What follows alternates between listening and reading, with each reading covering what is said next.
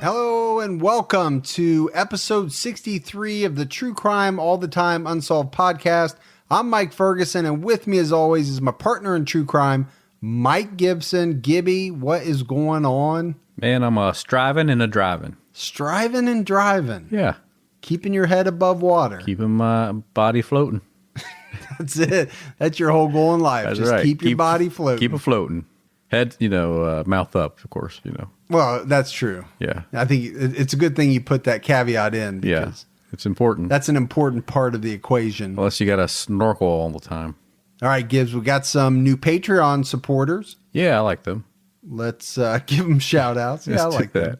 We had Terry Flatland. Hey, Flatland. Michelle Thompson. Michelle. Harry Jones. Just Harry Jones. Harry Jones. Yeah, thank you. That's one that I don't think I can mess up. That's hard to, yeah. Lindsay Madden. I keep saying, it's probably Coach Madden's daughter, niece, granddaughter. You never know. Friend. Adrian Rasky. The old Rasky. The old Rasky. You got to stop calling every woman old, though. You always say that. I don't mean it that way. I know you don't. That's why I'm putting it out there so it doesn't come out that way. We had Wendy Calloway. Oh, Wendy, the future heiress to the golf empire. And you just said the old Wendy. Did I? Yeah. I didn't. That's not what I mean. Wendy, I did not mean that. You just can't help it. Casey Rote. What's up, Casey? Thomas Butler. Kanya Allen. You say Kanya, right? Kanya. Yeah. Mm-hmm. It's a very cool name. Sure it is. Eva Nordland. What's up, Eva? Michael Hazelwood came out at our highest level. Thanks, Hazelwood. That what's up, Eva? That was a very creepy what's up. But I have an ex-wife named Eva. Just, that's right. I forgot. Yeah. That was one of your, like, how you doing? No, that wasn't like that. We had Sam Stephanas. Come on, you can say it. It's a big word. Stephanas. Sound it out. We had Sam Stefanazin. Yeah. Sorry, Sam. Yeah, I don't know if I got that one right or not, but that's what I'm going with. Well, okay. You already said it, so I already it's done. said it. I had Jason K., who has been a Patreon supporter, but up to the highest level. Awesome. Thank you so much. We had Ashley. Just Ashley. Just Ashley. What's up, A? Jenny Story. Jenny. Joanna Freiberg. Yeah. Who I don't know what country she's in, but she had a middle name that was so long and unpronounceable, I wasn't even going to try. You know what? And she's probably like, I can't wait for them to try to do this. She probably wanted me to try, but it had a lot of dots in it. And I just don't know how to say What do you mean dots? You mean dots on top? Dots over the letters, you know? There's an official word for that. I'm sure there is. Okay. I don't know what the official word is either, and I know you don't. But I thought it because I thought the same thing you did. She probably put that in there on purpose because she wanted to hear me try it. I couldn't get to it. You should have left it in. I would have tried. I would have nailed it. We had Morgan Murphy. Morgan, how you doing? And Morgan's all over social media. She's also supporting criminology, so she supports everything we do. Yeah. She's good peeps. And then if we go back into the vault, this week we selected Heidi Vaudrin, one of our longest, biggest supporters in the history of the show. Last Vixen. Last Fiction. Vixen. This is what you said. Last Vixen. I know what it is. You Yeah. said Viction. Yeah. I Did think. I don't know. Yeah. Maybe I was thinking it in my head. Yeah. But big thanks to Heidi for all of her support. Absolutely. And then we had some PayPal support. We had Gloria Macario. Thank you, Gloria. Kelly Holiday. Kelly. And Jerry O'Bannon. The old Banyan. The old Banyan. Seinfeld. So at the same time this episode is out, on True Crime All the Time, we have an episode out on Jesse Pomeroy. And Gibbs, this is a different type of episode for us. Yeah, but it's very disturbing. Well, that's not different for us, but it is very disturbing. I mean, we are talking about one of the worst juvenile killers that I've ever researched. Now, Yeah, it was terrible. And when I say that, I mean the killer is a juvenile Yeah. killing other kids. I don't know what's next. Are you going to go to the toddler terror? I don't know. I mean, this was bad. It was very bad. But what makes it also different is it goes back. I mean, this is an old case. Yeah. And it just shows you that these type of individuals, they've been around a long time. It's not a new phenomenon. No, not at all. But you're right. It's rough. Yeah, it was messed up. You won't sleep tonight. I know how you are. No, I don't trust any kid ever again. Can't trust any kids. So make sure you check that out. And CrimeCon is coming up quick. If you're still going to sign up on the CrimeCon website, make sure you use our promo code TCAT. You get a little something off your standard badge. Yeah. Going to have a little party in Ferguson's room. We are. He don't know about it yet, so. You know. I haven't set it up. Yeah. Somebody's going to be setting it up for me. Is that what you're saying? Yeah. We are going to have a meetup, though. Looks like it's probably going to be Friday night. And we'll nail down the details and make sure we get that out on both podcasts. Yes. For anybody that is attending. All right, Gibbs, are you ready to get into the subject of this episode? Yeah, let's do it. We are talking about the Lewis-Clark Valley serial killer. Yeah, Lewis and Clark, man. You know, the guys that... They weren't serial killers. No, but they mapped the country.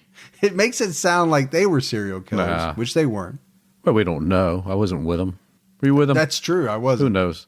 So first, I think we need to talk about what the Lewis-Clark Valley area really is.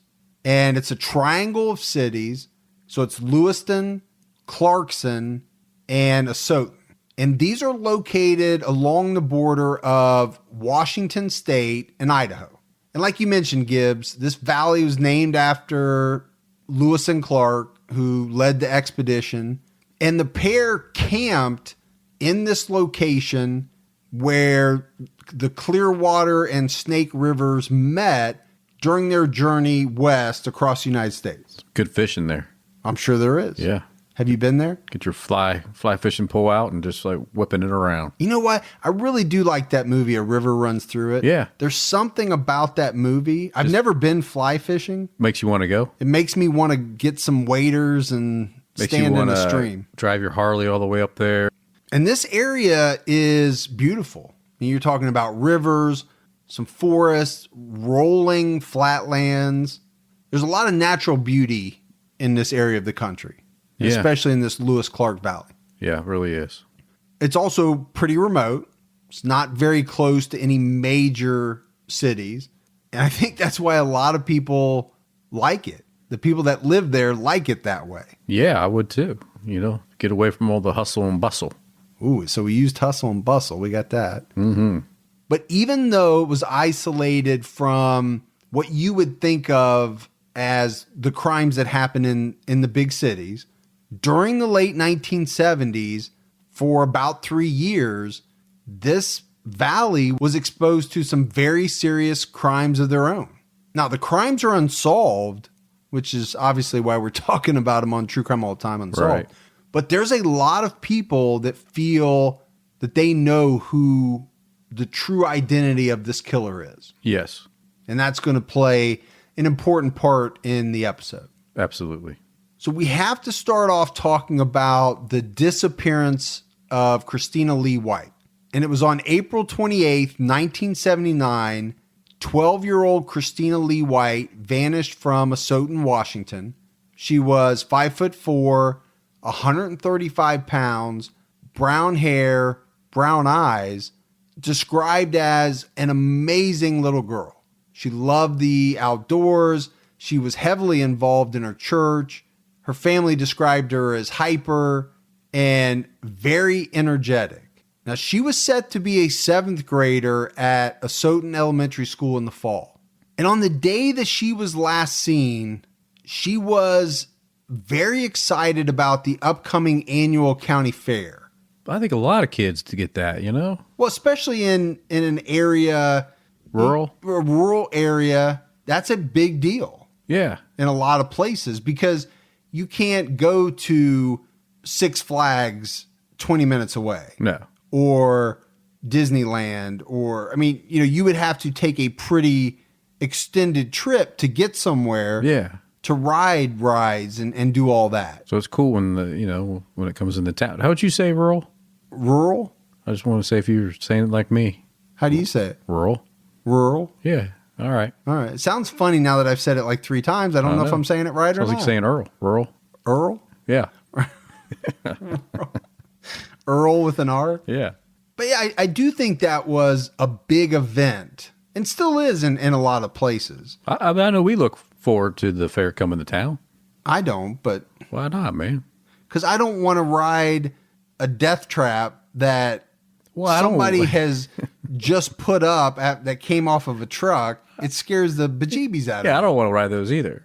I like some of the other parts of the fair. Now, what I do want is a funnel cake. Yeah. Or something like that. Get yourself a funnel cake.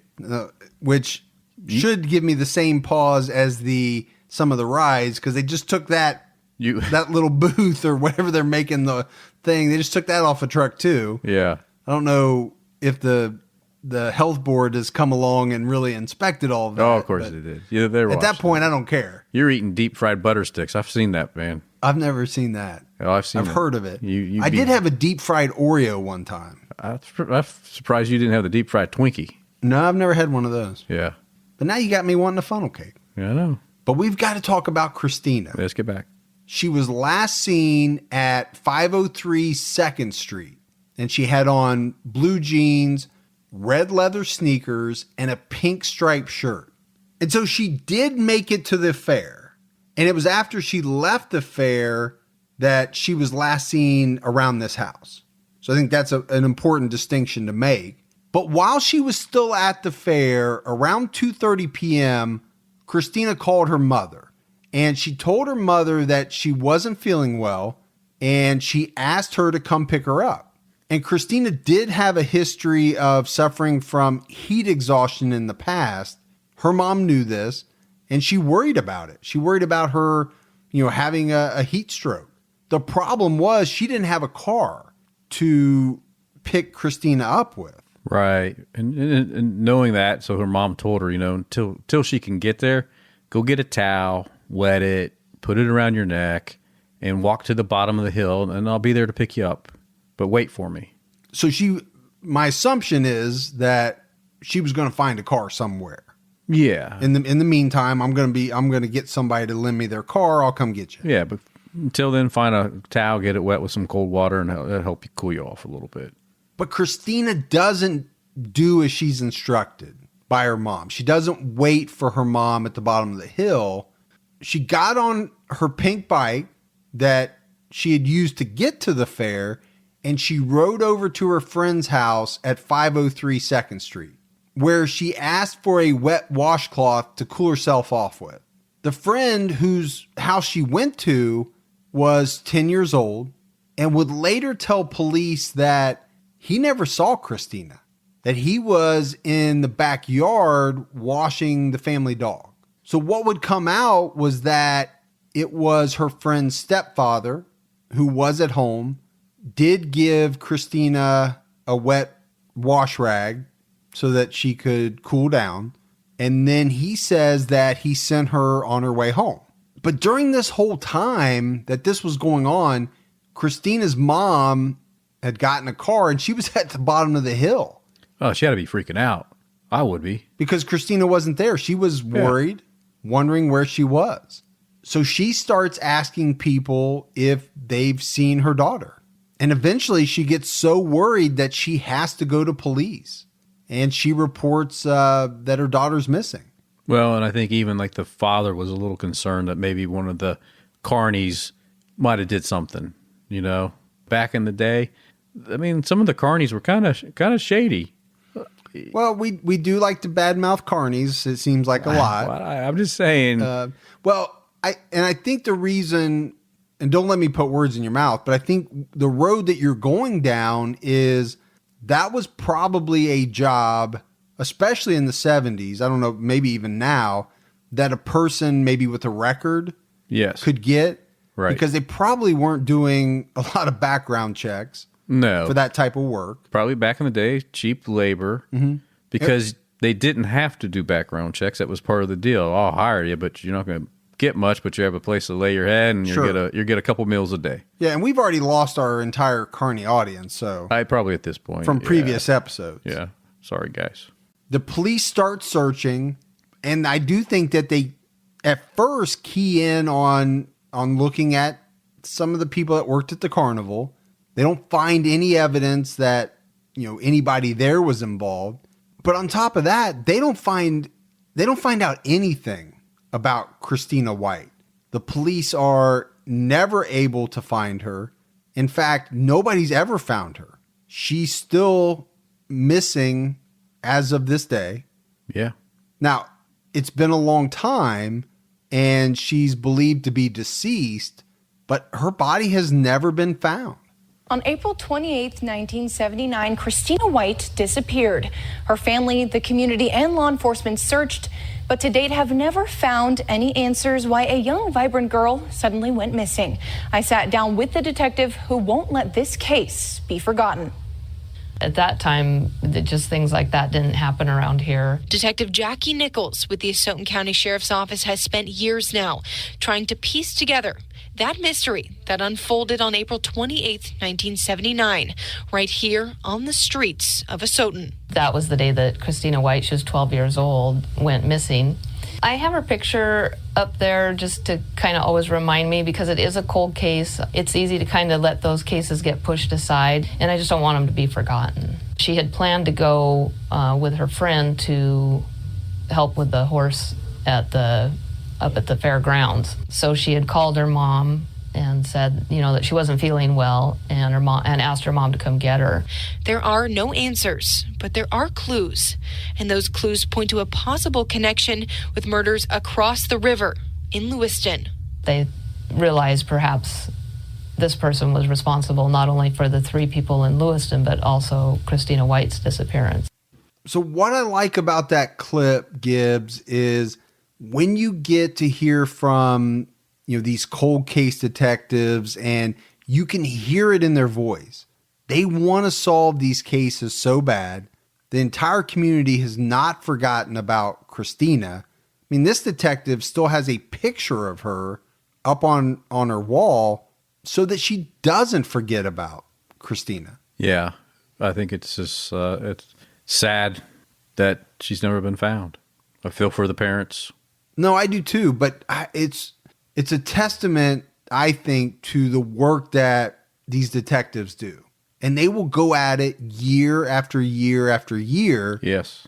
Trying to solve these cases. And I appreciate that so much. No, I do too. Because somebody just can't give up on this. But the other thing that clip does is it starts to lead us down the path of some murders that happen in Lewiston. And the first one that we're going to talk about is the murder of Kristin David. Kristin David was 22 years old at the time that she was last seen on Friday, June 26, 1981. Kristin was a student at the University of Idaho in Moscow. She was riding her bicycle from Moscow to her summer job at the Twin City food plant in Lewiston. And she had made this ride many times before to this job. And there was a witness that recalled seeing her going down a hill that led into Lewiston that day that she disappeared. Now, later on, another witness came forward claiming that he may have seen her talking to someone in a brown van that had stopped along Highway 95. It would be over a week before her body would be discovered. It was on Saturday, July 4th. 2 fishermen near the Red Wolf Crossing Bridge in Lewiston were on the river in their boat when they noticed a black plastic garbage bag bobbing in the water. They opened the bag and inside found the remains of a woman's torso and leg. Could you imagine? No, you're out on your boat Yeah. on a fishing trip or whatever. He's like, what is this? You grab it. I mean, I think once you grabbed it, I think you might know it's probably not good, but maybe not. And to open it up and then you see that, man, I don't know. So the question is, do you get it in the boat and open it up? It's a garbage bag. Drag it up on shore, man. What do you think's going to be in there? A pot of gold? I don't know. Yeah. Usually, there's nothing good in a garbage bag. Black bag floating in the river. But they did, maybe out of curiosity or whatever it was. They opened it up. That would be a sobering find. I'll put it that way. Yeah. But, they didn't have a radio on board. So they had to flag down another boat and to get that boat to get a hold of the officials to come out and take on the process of investigating. And the police do come. They arrive at the North Shore and they search the area. And about 300 yards downriver from where the fishermen were, they find another bag with more body parts in it. So I think the police come up with a theory pretty quickly. And it's that the killer threw the bag off the bridge in the early morning. And I'm assuming they make that assumption so that he wouldn't be seen. The police send the evidence off to the state's crime lab. And it would be those results from the lab that would confirm the body was that of Kristin David. And the community was in an uproar. Gibbs, they wanted answers. I would too, man. This is not New York City where you might find a bag every 100 yards. This is a small town. And you heard the detective talk about the case with Christina. Places like this, these small communities, they don't experience stuff like this very often. No, this is like everybody's daughter just was murdered. Yeah, that's what it's like in a small community. Yes. So the discovery of Kristin David's body, would have crushed this community. But the next year, in September of 1982, they would experience more tragedies involving 3 of their residents. So we first talk about Stephen Pearsall. Stephen was 35 years old, 5'11", 160 pounds. He was known to be shy, easygoing. It was said that he had a big heart. He was a big-hearted guy. He was last seen carrying a light blue cloth duffel bag of dirty laundry into the Lewiston Civic Theater around midnight on September 12th, 1982. Witnesses said that he was wearing a beige-colored, long-sleeve pullover sweater with dark stripes, a two-tone brown ski jacket, and beige-colored pants. At the time of his disappearance, Stephen was living at an apartment on 4th Street, the same block and the same side of the street as Christina Nelson. And Christina Nelson is going to be another one of the 3 victims to go missing this night of September 12th, 1982. And Stephen and Christina attended art classes together at Lewis Clark State College. Police are later going to come to believe that they knew each other. But back to Stephen, his girlfriend said that she dropped him off at the theater where he was working as a janitor and set builder. And apparently, Gibbs, he would do his laundry while working, and he also practiced his clarinet. He loved music, and he loved to play the clarinet. Like Ron Burgundy. Ron Burgundy played the flute. These are 2 very different instruments. Are you sure? He played jazz flute. I mean, you sure they're that different? Well, they're very different. It's been a while since I've seen the instrumental pictures of these. Instrumental pictures. Are you going with that? You really going with that? No, not really. But so the clarinet it already came out, so is a reed instrument. It has a reed. Does it? Mm-hmm. That's what makes the music. Yeah. A flute, you blow into the little hole. Yeah. That's what makes the music. They're very different. Okay. Not that I've played either one, but I've seen them. You seem to know a lot about it. I know enough to be dangerous. Yeah, okay. Let's put it that way. I don't know if I've seen these pictures, these diagrams that you're referencing, but we get sidetracked. So let's get back to Stephen. So we know that he was there at the theater that night. It would later be confirmed by a police patrol officer who remembered seeing Stephen enter the building through a side door that night. his clarinet would be found at the theater, but Stephen Pearsall was never seen again. So we talked about Christina Nelson. She was last seen that same night near the same theater, the Lewiston Civic Theater in Lewiston. Christina was 21 years old. She was 5'1", 120 pounds. She had brown eyes and long blonde hair. And with her that night was her 18-year-old stepsister, Jacqueline Miller. But I think a lot of people called her Jackie. Now, Jackie was last seen wearing blue jeans and a multicolored, long-sleeved, it was described as poncho-like sweater. But the sweater was tied in a knot around her waist. So kind of fashionist. Yeah, back then. Fashionista. And if you think about the early 80s, yeah, that was a time where a lot of people tied either a sweater, a lot of people would tie a sweatshirt, right, around their waist. I'm not sure why. That was a fashion thing back then. You probably did it. I did not. Kristin lived at 233 4th Street. Her stepsister Jackie lived a few streets over at 412 6th Avenue. Both girls were originally from Boise, Idaho, and they were attending the same college, the Lewis Clark State College that we talked about together, and they both worked at the Lewiston Civic Theater. So a lot of ties here, right? All three of these people worked at the Lewiston Civic Theater. All three of these people attended the same college, Lewis Clark State College. So that night, Christina and Jackie both went shopping together at the local Safeway grocery store. Before leaving the house, Christina put a note on her front door.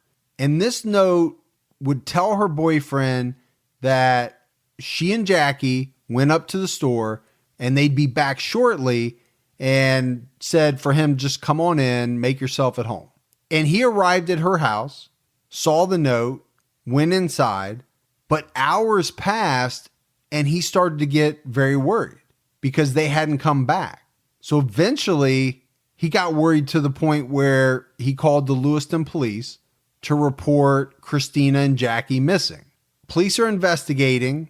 Police have a hard time pinpointing exactly where Christina and Jackie went that night, but the one thing they know is that if they went to Safeway, to the grocery store, that would have led them past the Lewiston Civic Theater. And one of their theories is that the two girls, for whatever reason, chose to go inside the theater either before stopping at the grocery store or after. So we fast forward to March 19th, 1984.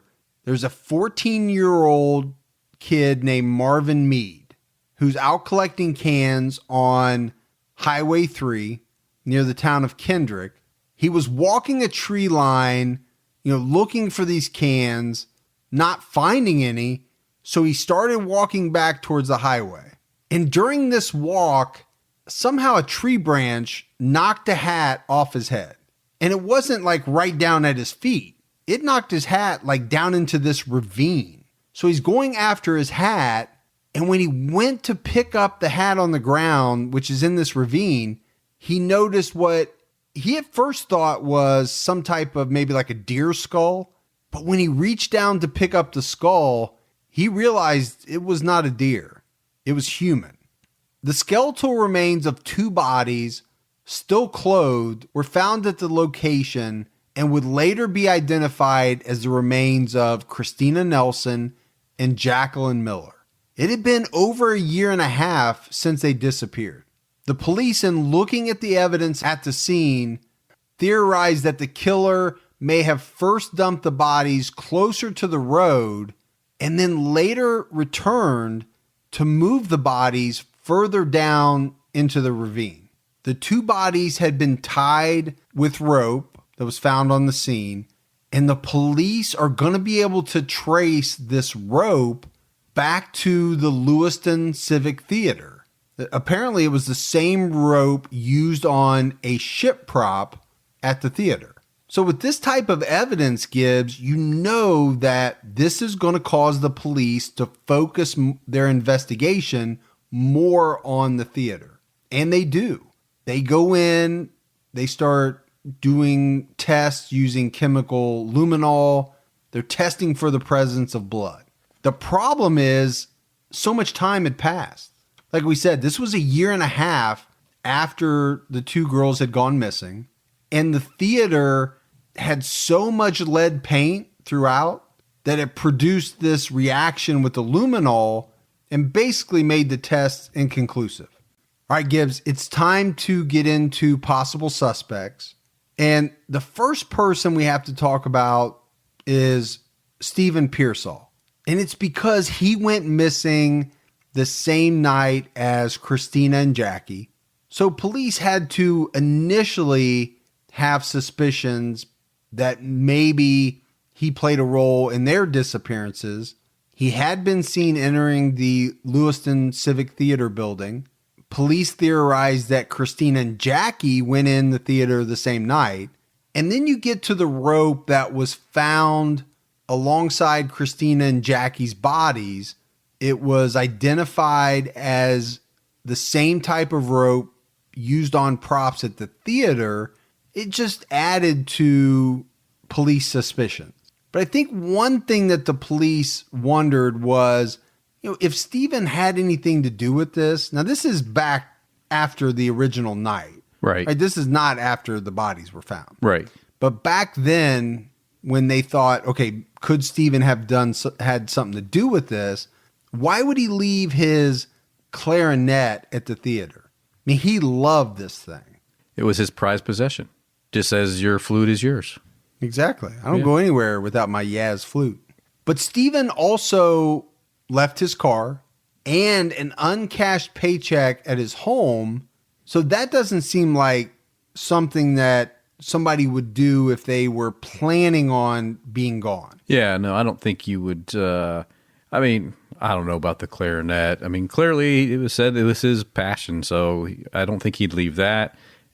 And why would he leave an uncashed check and not have a vehicle? I mean, money. Why would you not want as much money as you could have if you're planning on going away? Yeah, I mean, I guess if you really want to make it look like you were someone did something to you or you disappeared, that'd be the way to do it. That's true. I just don't think that happened. I think something happened to him. He's the wrong place at the wrong time, and unfortunately, something happened.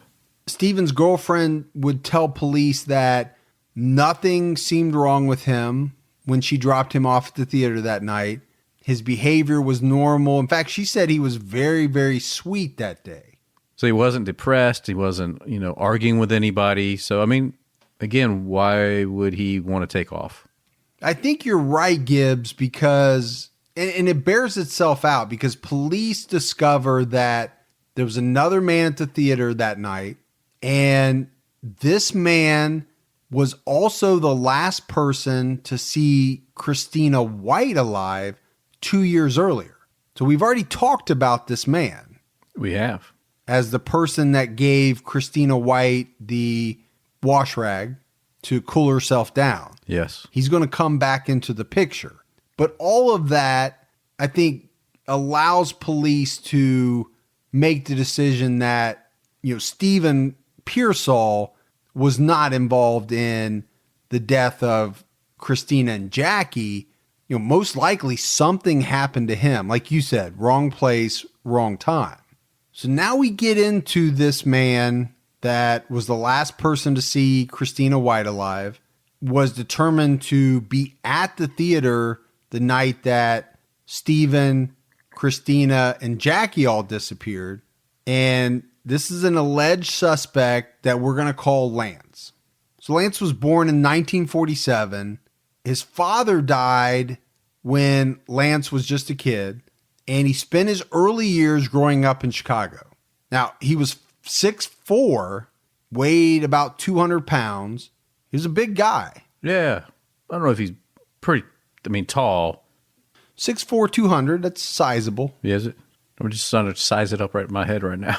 In 1972, he was caught and arrested while attempting to break into a mortuary in California.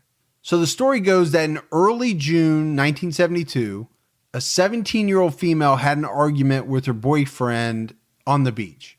She took off upset, walked down the beach, and she disappeared. The following day, her nude body was found floating near the shore. They ruled her death a suicide by drowning, and her remains were taken to the Willow Glen Mortuary in San Jose, California. So her body was at the mortuary awaiting burial preparations. And according to police reports, several days later on June 5th, at around 5 a.m., a neighbor called the police to report a suspicious person outside the mortuary. Police arrived on the scene to find Lance carrying a flashlight, a knife, and a camera. They could see where he removed the window screen. He was arrested and charged with burglary, and later reportedly pled guilty to a lesser offense of trespassing. Now, this guy never publicly admitted to why he was trying to break in. All we know is that inside the mortuary was the 17-year-old recently deceased female. So we've kind of already talked a little bit, Gibbs, about the tie-in between this alleged suspect and Christina White. And it's the home at 503 2nd Street where she was last seen, where she went to see her friend for assistance. That home belonged to a woman who at the time was the girlfriend and would later become the wife of this individual. And the boy in the backyard that we talked about washing the dog when Christina arrived at the home would be this person's future stepson. And we mentioned this boy said he had no contact with Christina that day, but the man at the house readily admitted to police that he had seen Christina, he had interacted with her shortly before she vanished. And during the search for Christina, Lance approached the police asking to help with the search. And not only that, but he offered a specific area for them to look at. Yeah, it was more like he was trying to have them go in a different direction than what they thought they probably should have. They just felt like he was trying to lead them away from where the search should have been. And I think you always have to be careful with individuals that try to insert themselves into that type of search. Because how many times have we run across that, Gibbs, in cases that we've covered on True Crime All the Time where, you know, that's the person that ends up being the killer. Now, you can't say that about everybody. There's a lot of people that offer to help in these cases, but there's been a lot of times where somebody that really tries to get involved in the investigation, get involved with a missing person search, turns out to be someone that had something to do with it in the first place. Yeah, and he would do this, right? Because he jumped in on the family search, but it was kind of weird because he would show up and he'd have a wet towel around his neck.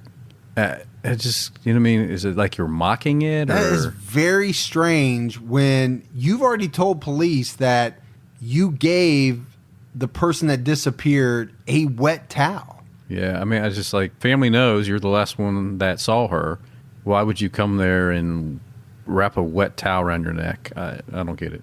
So this person continued to insert himself into the investigation, interact with police, and apparently was giving them all kinds of strange tips.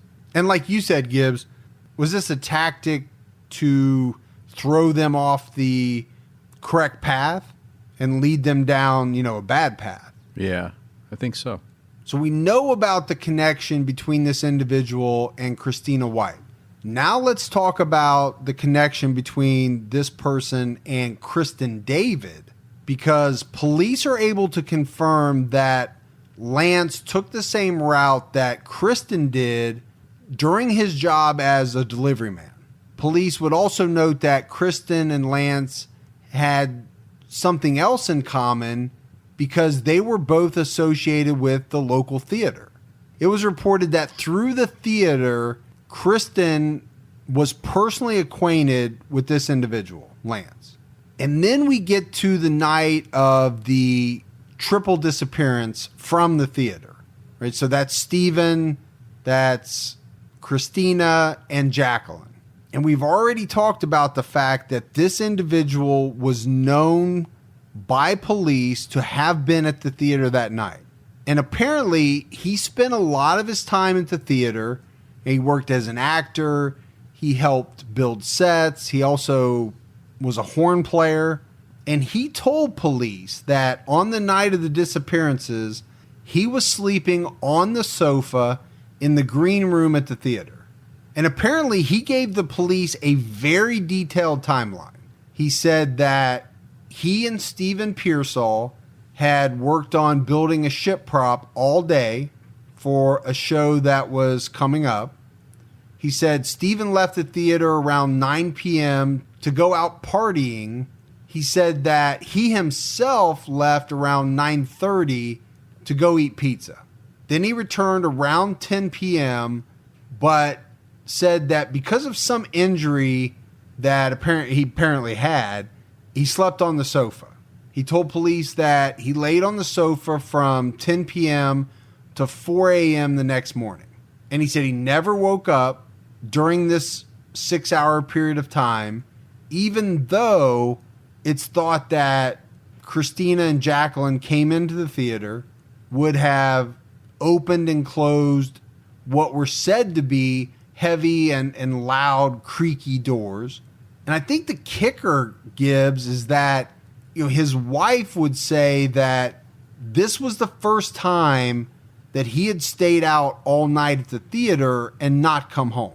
Yeah, seems a little strange, but also a very detailed timeline. 10 to 4. Yeah, it's 9:30, 10 to 4. Very detailed. Very detailed, and I think that always leads to some type of suspicion. I think for me, his wife saying that, it's not like, okay, once or twice a month he would do that to get work done. This was the first time, and 3 people somehow disappear. Leads you to want to know more answers. Definitely. The police questioned this individual several times. He was asked to take a polygraph, but told them that he wasn't going to do it. His attorney advised him not to. Well, that's good advice. I know you always love that advice, and Absolutely. I agree with you. The police did come out and say that during questioning, his responses and voice test indicated some deception. So they do those voice stress tests? Yeah. Yeah. It's not a polygraph, but, and again, I don't know how reliable some of that stuff is. Yeah, I think maybe there's a little bit of science behind it, but not a lot. Yeah, but they're also in the room with him. So if they're saying that he seemed deceptive by his demeanor and the way that, sure. I probably put as much trust into that as I would the body language tells you a lot. The stress test and some of that stuff. So they have all this information, and a lot of it seems damaging. Well, not damaging, but it doesn't make this guy look good, right?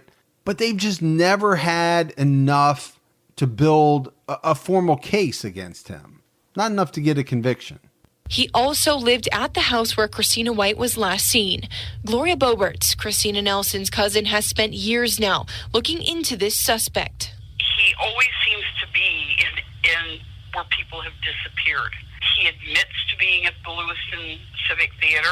After the murders in 1982, law enforcement began to look into this man's possible involvement. Well, he initially gave a couple of interviews to law enforcement and then no longer wished to cooperate with law enforcement. Detective Nichols says he then moved to the other side of the country. And even though he's thousands of miles away from Asotin County, she thinks about him every day. I mean, I would definitely like to interview him, and I have since the day I started the case. Many people ask, why hasn't he been charged? You have to be able to prove everything. And in a case this cold, it becomes even more difficult because witnesses have left, passed away, forgotten. So you hear the detective say it. She would love to question this guy some more. I think a lot of people, Gibbs, are really high on the fact that he possibly had something to do with this. And there's been a lot of people that have researched this guy's movements before and after, these events. Now, there are some other possible Lewis Clark Valley serial killer victims to talk about. These individuals all disappeared from the same area around the same time as the 5 victims that we've talked about. So on August 26, 1979, some individuals were looking for artifacts in a cave, and they found a male torso. 12 years later, in 91, a human arm was found in the same cave. The arm was intact and still had a piece of sweater on it. Later on, a second arm was found near a hole in the ground that looked like it was dug with a shovel. When the hole was examined further, they found 2 well-preserved human legs inside this hole. Wow. When you think about it, it's in a cave, it's cool, and then it's in this hole. They were actually preserved pretty well. All of these body parts were wrapped in burlap sacks. But even with all of this found, this person's never been identified. But the thought is that they most likely went missing between 74 and 78. Because police estimate that the body had been inside the cave between 1 to 5 years. So found in 79, that's how they're getting that 74 to 78 time frame. Then there was a woman named Patricia Otto. She went missing in Lewiston, September 12th, 1976. And that one is curious because September 12th is the same date that the 3 went missing. Now, it's a different year. It's 6 years earlier, but it happens to be the exact same date. Then you have Gayla Shaper. She disappeared June 29th, 1979. She was 27 years old, 5'8", blue eyes, blonde hair. She was last seen in Moscow, Idaho, around 7 p.m. Her husband had actually dropped her off in a pasture because she was going to feed some horses. So I said earlier in the episode, things like this don't happen in some of these smaller towns very often, but it sure seemed like a lot of people went missing in this Lewis Clark Valley area during this time period. Now, the other person we have to talk about was a girl by the name of Kayla Clark. She was 16 years old, and she disappeared in Mint Hill, North Carolina in 2012. Now you think 2012, that's a long time after the events of what we've been talking about in this episode. But the reason why Kayla Campbell comes up in the discussion is that her body was found less than 10 minutes away from the current home of the alleged suspect that we've been talking about. She was riding her bike home and vanished. She was last seen at a Dunkin' Donuts that was located between where this alleged suspect lives and her house. And then her body was found in a pond a few miles away. So that's it, Gibbs. That's the case of the Lewis Clark Valley serial killer. Interesting. It's very interesting, especially when you get into this one alleged suspect that a lot of people look at as having so many ties to all of the events that took place. But the problem is he's an alleged suspect for a reason, right? Police don't have enough information, don't have the evidence to make a case against him, or they would have done it. I agree. All right, we got some voicemails. You want to do those? Yeah, let's do those. Hey, boys. It's Angie from Denver again. I am listening to your podcast. I'm all caught up finally. And happy Friday, by the way. I am so excited because I started listening to criminology, and I have established a very, very cool thing that I am totally Team Gibby. I listened to the last episode of the Zodiac just now, and I got so excited when Gibby became your host for the movie section of the Zodiac, episode 12 of Criminology. And I'm just so excited. So thanks for coming on, Gibby. I'm glad that I listened to it. So, yeah, Team Gibby. Woohoo! Have a good day, guys. Bye. Team Gibby. Woohoo! Hey, now. Love it when they're Team Gibby. No, I do too. Thank you for that. And I love the fact that she's listening to criminology. That's great. She's on season 1. Angie got to jump now to season 2. Yeah. I think I make a guest appearance over there, too. You do. You do. Or maybe I already have. You already have. Yeah.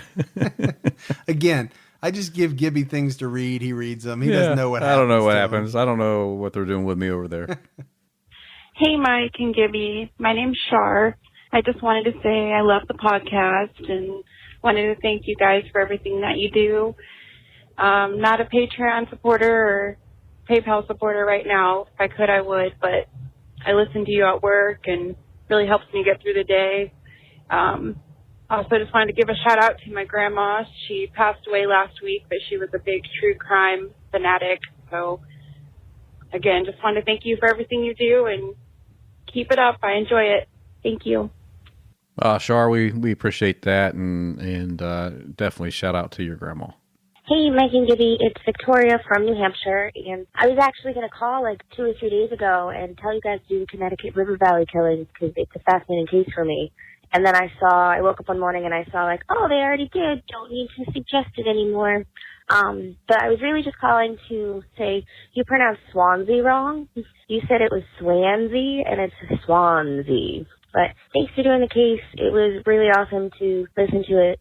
And keep your own time ticking. Bye. See how that works, Victoria? I get into your head like that. You didn't even know it. And then we did the case. What do you say? You got ESP? You knew that she wanted it done? Yeah. I like when people call in and point out that we said stuff wrong. It's kind of our thing. I try to tell you. What we do. Hey, you're saying it wrong. You always say that. Quit saying it wrong. Swansea. I don't even remember saying either one of them, to be honest with you. I don't either. Hey, Mike and Gibby. This is Florencia. I'm calling from Portland, Oregon. I just wanted to thank you guys so much for such, not just one, but 2 different amazing podcasts. I have listened to every episode and I'm just eagerly awaiting more. I truly enjoy the way you talk about the cases, the way you sometimes use humor to diffuse some of the terrible details, but always being respectful of the victims. I enjoy that. We're near, close in age, and that I also have a daughter in the 6th grade, and so I don't know. I'm very fond of you guys, and I want to thank you so much. And I hope that you keep up the good work. I wanted to suggest a person to cover, although it seems like it might be a bit of a well-known case, so I don't know. But his name is Keith Hunter Jesperson. So it's not good when they have 3 names, as you guys say. And he was a truck driver, and he killed a bunch of women around this area in Oregon and Washington State. So yeah, if you needed an idea, I'm going to let you guys go, and I'm going to say to keep up the good work and keep your own time ticking. Thank you. All right. Great voicemail from Florencia. Yeah, it's very... That's a cool name, too. Very soothing. It was. Yeah. I'm like really relaxed now. I'm very relaxed. Yeah. Now, Jesperson. Yes. Is definitely on the list. He's been on the list from the very beginning. I'm not sure why we haven't done him yet. Yeah, but we'll get to him for sure because it'll be a good episode. All right, Gibbs, we got to wrap it up. Got to. I got to get home. You do. That is it for another episode of True Crime All the Time Unsolved. So for Mike and Gibby, stay safe and keep your own time ticking.